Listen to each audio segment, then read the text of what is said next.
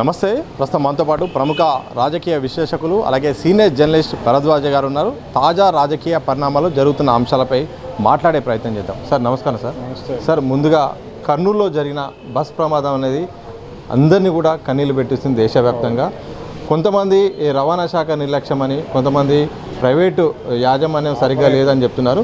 ఒక్కొక్కరు ఒక్కో రకం చెప్తున్నారు. మీకున్న విశ్లేషణ ఏంటి? ఇలాంటి ఘటనలు జరగకుండా భవిష్యత్తులో మంచి జరగాలంటే ఏం జరిగింది అనుకుంటారు? అసలు ఘటన పట్ల మీ యొక్క ఒపీనియన్ ఏంటి?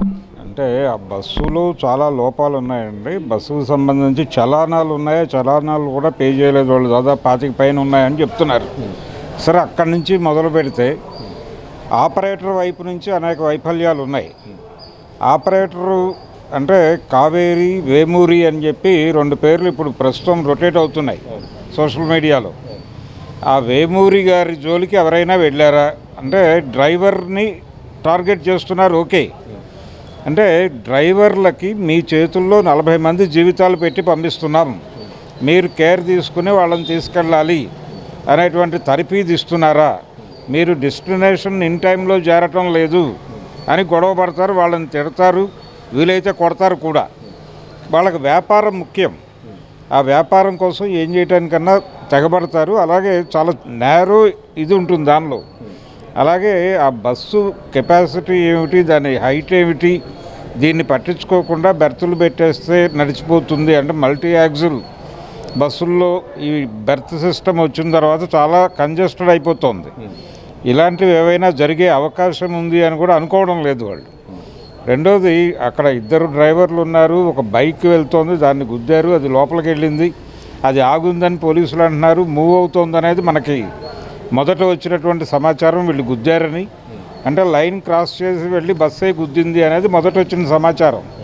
అంటే డ్రైవరు ఎంత దారుణమైనటువంటి పరిస్థితుల్లో డ్రైవ్ చేస్తున్నాడు అనేది మనకు అర్థమవుతుంది. ఎంత బాధ్యతారాహిత్యంతో చేస్తున్నాడు అంటే 40 మంది జీవితాలు నాతో లింక్ అయి ఉన్నాయి, నేను కేర్ తీసుకోవాలి వాళ్ళ జీవితాల మీద అనే కనీసపు బాధ్యత లేకుండా బిహేవ్ చేశాడు. ఆ బస్సు కండిషన్ అలా ఉండటానికి, అలాగే ఆ డ్రైవర్ అలా బిహేవ్ చేయడానికి ఆపరేటర్ బాధ్యత ఖచ్చితంగా ఉంటుంది. అంటే ఆపరేటర్ని ఇప్పటివరకు అరెస్ట్ చేయలేదు, అతను ఇమ్మీడియట్గా అరెస్ట్ చేయాలి. అరెస్ట్ చేసి అతనికి 302 కింద కేసు బుక్ చేయాల్సినటువంటి అవసరం ఉంది. ఖచ్చితంగా ఈ 20 మంది చావుకి, ఇప్పుడు 20 మంది అని చెప్తున్నారు, ఈ 20 మంది చావుకి అతని బాధ్యత ఉంది. ఖచ్చితంగా అతని జవాబుదారీ ఉంది. అతన్ని అయితే అరెస్ట్ చేయాలి. డ్రైవర్ని అరెస్ట్ చేస్తారా లేదా అనేది వేరే గొడవ. డ్రైవర్ మీదకి నెట్టేసి ఓనర్ గారు తప్పుకునే ప్రయత్నం చేస్తాడు, అది మొదలైపోయింది. పైగా వారి ఇంటి పేరు వేమూరి కాబట్టి వారు అగ్రకులానికి చెందినవారు అనేది మనకు స్పష్టంగా ఎస్టాబ్లిష్మెంట్ కనిపిస్తూనే ఉంది. కాబట్టి వారు ఈజీగా అధికార పార్టీతో మాట్లాడుకుని ఆయన హ్యాపీగా బయటకు వచ్చేసే ఛాన్స్ అయితే ఉంది. కానీ ఆయన రాకుండా గొడవ చేయాల్సినటువంటి అవసరం ఉంది. రెండోది, నేను ఈ సందర్భంగా పౌర సమాజాన్ని ఒక ప్రశ్న అడుగుతున్నాను. ఏదైనా ఇన్సిడెంట్ జరగగానే, అంటే దిశ ఇన్సిడెంట్ కానీ లేకపోతే మరొకటి కానీ, యాసిడ్ దాడులు కానీ జరిగితే వెంటనే బయటకు వచ్చి రోడ్ల మీదకి వచ్చి ఆ నిందితులను ఎన్కౌంటర్ చేయాలని చెప్పి గొడవ చేస్తారు కదా. ఈ ఇన్సిడెంట్లో ఆపరేటర్ని అరెస్ట్ చేయాలి, ఎవరైతే ఆ ట్రావెల్స్ యజమాని ఉన్నాడో అతను ఇమ్మీడియట్గా అరెస్ట్ చేయాలని ఎందుకు రోడ్ల మీదకి వచ్చి జనాలు గొడవ చేయట్లేదు? 20 మంది ప్రాణాలే కదా, ఎందుకు గొడవ చేయటం లేదు? అంటే అగ్రకులాల వైపు నుంచి క్రైమ్స్ జరిగినప్పుడు ఎందుకు పౌర సమాజం స్పందించడం లేదు అనేది ఒక ప్రశ్న. ఇలాగే గతంలో పరిటాల రవిని టార్గెట్ చేస్తూ జూబ్లీ కార్ బ్లాస్ట్ మనకు తెలుసు. ఎక్కడ రామానాయుడు స్టూడియో దగ్గర మద్దెల చెరువు సూర్యనారాయణ రెడ్డి ఏర్పాటు చేసినటువంటి బ్లాస్ట్లో 28 మంది చనిపోయారు. ఇది ఈనాడుకు సంబంధించినటువంటి క్రూ ఉంది, దానిలో మిక్కిలినేని జగదీష్ బాబు అనేటువంటి ఒక జర్నలిస్ట్ ఉన్నాడు. అప్పుడు కూడా పౌర సంఘాలు లేకపోతే పౌర సమాజం వీధిలోకి వచ్చి వాళ్ళని శిక్షించాలి అని గొడవ చేయాల. కానీ చిలకలూరిపేట బస్సు దహనం జరిగినప్పుడు 23 మంది చనిపోతే వాళ్ళని చంపేయాలి, వాళ్ళకి ఏ రకమైన న్యాయ సహాయం అందకూడదని గొడవ చేసింది పౌర సమాజం. ఇప్పుడు 40 ఏళ్ల నుంచి జైల్లో ఉన్నారు వాళ్ళు. ఈ రోజుకి స్టిల్ 93 నుంచి ఈ రోజు వరకు జైల్లోనే ఉన్నారు. రమేషన్తో కలిపి 42 ఏళ్ళు శిక్ష పూర్తయింది. వాళ్ళకి కనీసం పెరోల్ ఇవ్వట్లేదు ప్రభుత్వాలు. ఇటువంటి పరిస్థితి ఉన్నప్పుడు దాని గురించి ఎవరైనా మాట్లాడితే చిలకలూరిపేట బస్సు దహనం నిందితుల్ని విడుదల చేయాలి అని ఎవరైనా మాట్లాడితే అంతమందిని చంపిన వాళ్ళని వదిలేయమని అడుగుతారా మీరు అని అడుగుతున్నారు సోషల్ మీడియాలో. మరి వీళ్ళందరి నోర్లు ఈ 20 మందిని చంపిన వాడిని అరెస్ట్ చేయమని అడగటంలో ఎక్కడికి పోయినాయి, వీళ్ళ గొంతులు ఎందుకు లేవట్లేదు అనేది నేను ప్రశ్నిస్తున్నాను. అంటే చాలా బాధాకరంగా ఉంది ఇది. అంటే జైళ్ళల్లో మీరు కులగణన చేస్తే, జైళ్ళల్లో ఉండేటువంటి నేరస్తుల కులగణన చేస్తే మెజారిటీ దళితులే ఉంటారు. అక్కడ అగ్రకులాల వాళ్ళు మ్యాక్సిమం తక్కువ ఉంటారు. ఎందుకు అంటే నేరాలన్నీ దళితులే చేస్తారనేది ఏదైనా కాయిన్ చేశారా? దళితులు మైనారిటీలే చేస్తారని ఏదైనా సిద్ధాంతం చేస్తున్నారా? అంటే అగ్రకులాల వాళ్ళు మేనేజ్ చేసుకుని బయటపడిపోతారు. వాళ్ళ మేనేజ్మెంట్ తెలియదు కాబట్టి, చేసుకునే అవకాశం ఉండదు కాబట్టి, ఆర్థిక వెసులుబాటు ఉండదు కాబట్టి జైళ్ళల్లో మగ్గిపోతారు, అక్కడే చచ్చిపోతారు. అలా చంపేయటం మీ ప్రోగ్రామా? అంటే ఇక్కడ వేమూరి అనేవాడిని ఇమ్మీడియట్గా అరెస్ట్ చేయాలి. అరెస్ట్ చేసి 302 కింద వాటి మీద కేసు బుక్ చేసి లోపల వేయాలి. లోపల వేసిన తర్వాత ఇప్పుడు వాళ్ళకి ఎలాగైతే ఉరిశిక్ష పడిందో, చిలకలూరిపేట బస్సు దహనం వాళ్ళకు ఉరిశిక్ష వేసింది కోర్టు. ఆ తర్వాత ఒక చిన్న ఉద్యమం జరిగి వాళ్ళ ఉరిశిక్ష జీవిత శిక్షగా మారింది. ఇప్పుడు అదే ఇబ్బందికరంగా మారింది వాళ్ళకి. గవర్నమెంట్ ఇచ్చే జీవోల్లో ప్రతి జీవోలోనే అంటే చాలామంది ఏమనుకుంటారంటే లైఫర్స్కి 14 ఏళ్లే వాళ్ళ జీవితం, అంటే 14 ఏళ్ల తర్వాత విడుదలైపోతారనే భ్రమ చాలామందికి ఉంది. లైఫ్ ఈజ్ లైఫ్ అని సుప్రీంకోర్టు జడ్జిమెంట్ ఉంది. కాబట్టి లైఫర్స్ రిలీజ్కున్న ఏకైక అవకాశం ప్రభుత్వాలు దయదలిచి ఇచ్చే జీవోలే. ఆ జీవోల్లో ఉన్నటువంటి మార్గదర్శకాల ప్రకారం వాళ్ళు ఉంటే బయటకు వస్తారు, లేకపోతే లోపలే ఉంటారు. ఈ మార్గదర్శకాల్లో ఒక మార్గదర్శకం అడ్డుపడి వాళ్ళు ఆగిపోతున్నారు. అదేంటంటే డెత్ పెనాల్టీ నుంచి లైఫ్ కన్వర్ట్ అయిన వాళ్ళు రిలీజ్ కనర్హులు అని ఒక క్లాజ్ ఉంటుంది. ఆ క్లాజ్ వలన ఆగిపోతున్నారు వాళ్ళు. 42 ఏళ్ల నుంచి జైల్లో ఉన్న వాళ్ళ విడుదల గురించి మాట్లాడితే నోరు తెరిచి మీద పడిపోయే పౌర సమాజం ఈ 20 మందిని చంపేసినటువంటి ఆపరేటర్ గురించి మాట్లాడకపోవడం దౌర్భాగ్యం. కాబట్టి ఇదే సందర్భంలో బస్ సేఫ్టీల గురించి కూడా ఒక చర్చ నడుస్తుంది. స్కూల్ బస్ సేఫ్టీలైనా అలాగే ప్రయాణాలకు సంబంధించిన సేఫ్టీలైనా కానీ కొత్త ఆలోచనలు, కొత్త టెక్నాలజీ వచ్చినప్పుడు కూడా ప్రమాదాలు జరుగుతున్నాయి. ఎలాంటి జాగ్రత్తలు భవిష్యత్తులో ప్రభుత్వాలు కూడా కఠిన నిబంధనలు తీసుకురావాలి. బస్సులో ఒకవేళ 20 మంది కూడా అరుపు కేకలు వినిపించాయి, వాళ్ళు బతకడానికి తప్పించుకోవడానికి అవకాశం ఉన్నా కానీ ఎగ్జిట్ కూడా లేదు.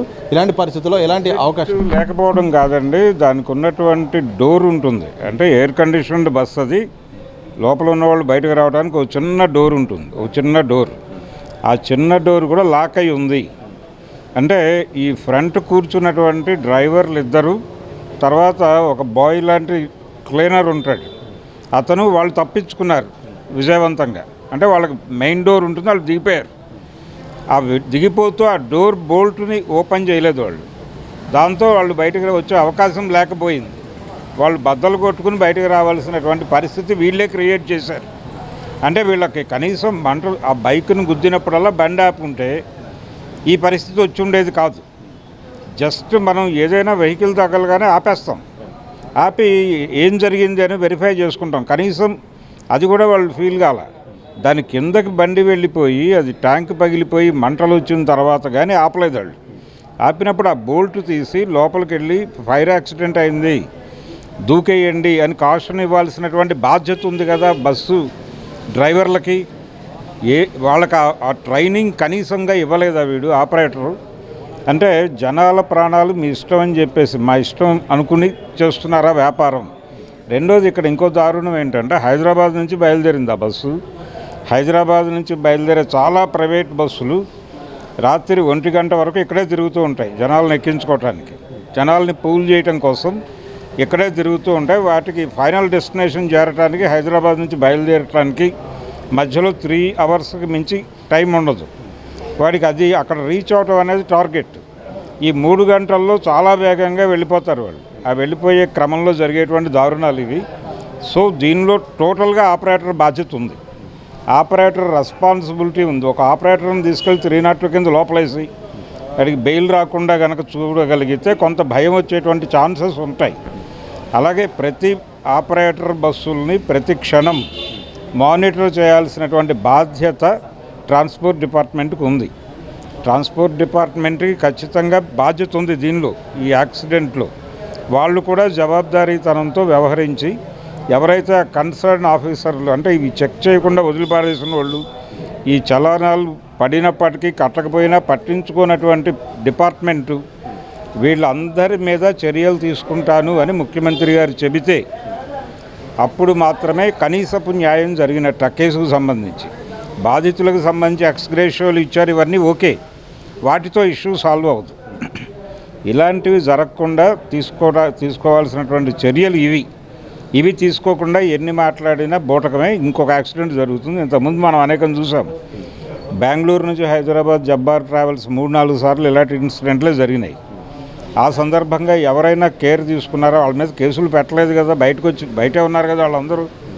మీరు ఇమ్మీడియట్లీ తీసుకెళ్ళి ఈ కావేరీ ట్రావెల్స్ వేమూరిని తీసుకెళ్ళి లోపల పెట్టి ఆయన్ని ఇంట్రాగేట్ చేస్తే ఇలాంటి విషయాలు చాలా బయటకు వస్తాయి. మొత్తం ఆపరేటర్లందరినీ హోల్డ్ చేసి మొత్తం బస్సులు చెక్ చేసి ఒక ప్రోగ్రాం మొదలు పెట్టాల్సిన అవసరం ఉంది. ఆ ప్రోగ్రాం మొదలు పెట్టమని పౌర సమాజం నుంచి ఒక డిమాండు, ఒక ఆందోళన జరగవలసిన అవసరం ఉంది. దాన్ని పట్టించుకోవాలి. దాన్ని గాలి వదిలి పెట్టేసి అనవసరమైన ఎవరెవరో మీద పడి మాట్లాడుతున్నారు రోడ్ల మీద, సోషల్ మీడియాలో. ఇవి మానేసి ఈ జరగాల్సిన కార్యక్రమం మీద పౌర సమాజం రంగంలోకి దిగాల్సినటువంటి అవసరం ఉంది. పౌర సమాజం తప్పు కూడా ఉంది దీనిలో. ప్రభుత్వ వైఫల్యంతో పాటు పౌర సమాజం బాధ్యత కూడా చాలా సీరియస్గా ఉంది అని నేను చెప్పదలుచుకున్నాను.